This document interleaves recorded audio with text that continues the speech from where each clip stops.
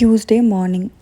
நாளைக்கு என்னோடய கசினோட மேரேஜ் இருக்குது. அதுக்கு காலையிலே கிளம்பணும். ஸோ எப்படியும் தலை குளிச்சுட்டு தான் கிளம்புவேன். அப்படிங்கிறதுனால காலையில் ஆயில் அப்ளை பண்ணுறதுக்கு டைம் இருக்காது. ஸோ இன்றைக்கி வந்துட்டு அப்ளை பண்ணிடலாம் அப்படின்னு சொல்லி காலையிலே அப்ளை பண்ணிட்டேன். ஏன்னா வீட்டில் நிறைய க்ளீனிங் ஒர்க்ஸ்லாம் இருக்குது. ஸோ விட்டுட்டா மறந்துடுவோம் அப்படிங்கிறதுனால காலையில் ஃபஸ்ட்டு வேலையாகவே ஹேர் ஆயில் அப்ளை பண்ணி ஒரு மசாஜ் ஒன்று கொடுத்துட்டேன். மசாஜுங்கிறது ரொம்ப டீஃபால்ட்டு. ஏன்னா நம்ம வந்து ஹேர் ஆயில் அப்ளை பண்ணும்போது தான் நமக்கு அது ஞாபகமே இருக்கும். மற்ற டைமில் மோஸ்ட்டாக ஞாபகம் இருக்காதுங்கிறதுனால ஹேர் ஆயில் அப்ளை பண்ணும்போது நான் எப்போவுமே மசாஜ் கொடுத்துப்பேன் 10 நிமிஷம். ஸோ ஹேர் ஆயிலாம் அப்ளை பண்ணி முடித்ததுக்கப்புறம் என்னோடய கபோர்டு வந்து அரேஞ்ச் பண்ணலான்னு சொல்லி தான் வந்திருந்தேன்.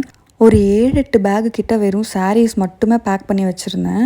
பீரோ அரேஞ்ச் பண்ணிவிட்டு அதில் செட் பண்ணதுக்கப்புறம் எல்லாத்தையுமே வந்து எடுத்துக்கலாம், எல்லாம் அன்பேக் பண்ணலாம் அப்படின்னு சொல்லிட்டு அப்படியே வச்சுருந்தேன்.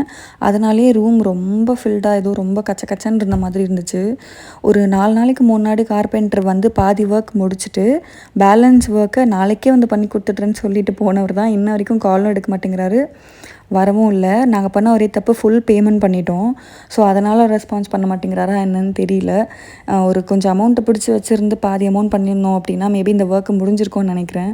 ஸோ ஃபுல் பேமெண்ட் பண்ணதுனால இந்த ஒர்க்கும் முடியலை, அவர் வரவும் இல்லை. என்ன பண்ணுறது, வேறு வழி இல்லாமல் எடுத்து அரேஞ்ச் பண்ணிடுவோம். இதுக்கு மேலே வச்சா இன்னும் ஒரு மாதிரி இருக்கும், இன்னும் டைம் ரொம்ப எடுத்துக்கிட்டே இருக்க மாதிரி இருக்குது. ஸோ அதனால் பரவாயில்ல பார்த்துக்கலாம். வந்தால் திரும்ப எப்படியும் இதில் இருக்க சாரீஸு ட்ரெஸ்ஸஸ்லாம் வெளியில் எடுத்துகிட்டு தான் திரும்பவும் பீரோ ரெடி பண்ணணும். ஸோ பார்த்துக்கலான்னு சொல்லி எல்லாத்தையும் அரேஞ்ச் பண்ண ஆரம்பிச்சிட்டேன். ஏன்னா நிறைய கிளாத்ஸ் இருக்குது, அப்படியே ரூமில் அப்படியே வச்சுருக்கிறதுனால பார்க்குறதுக்கும் நல்லா இல்லை. அது ட்ரெஸ்ஸு தேடும்போதும் கிடைக்க மாட்டேங்குது. ஸோ எல்லாத்தையும் முடிச்சுட்டு பயங்கர கேவலமாக இருந்த ரூமை ஃபுல்லாக கம்ப்ளீட்டாக க்ளீன் பண்ணி எடுக்கிறதுக்கே எனக்கு நைட்டு ஒரு 11 o'clock கிட்ட ஆகிடுச்சு. ஸோ எல்லாத்தையும் அரேஞ்ச் பண்ணி முடிச்சிட்டேன். ஒரு பக்கம் ஃபுல்லாக சாரீஸ் மட்டுமே வச்சுருந்தேன். சாரீஸு, ப்ளவுஸு, அது ரிலேட்டடான ஐட்டம்ஸ் மட்டும் வச்சுருந்தேன். ஸோ எல்லாத்தையும் அடுக்கி முடிச்சுட்டு ஃப்ரெஷ் ஆகிட்டும் வந்துட்டு நாளைக்கு காலையில் மேரேஜ்க்கு போகிறதுக்கு என்ன ப்ளவுஸ் போடுறது அப்படிங்கிறத டிசைட் பண்ண தான் வந்திருந்தேன். ஸோ இந்த 2 ஆரி ஒர்க் ப்ளவுஸில் எது நல்லாயிருக்கு அப்படிங்கிறத கமெண்ட்ஸில் சொல்லுங்கள். Stay tune.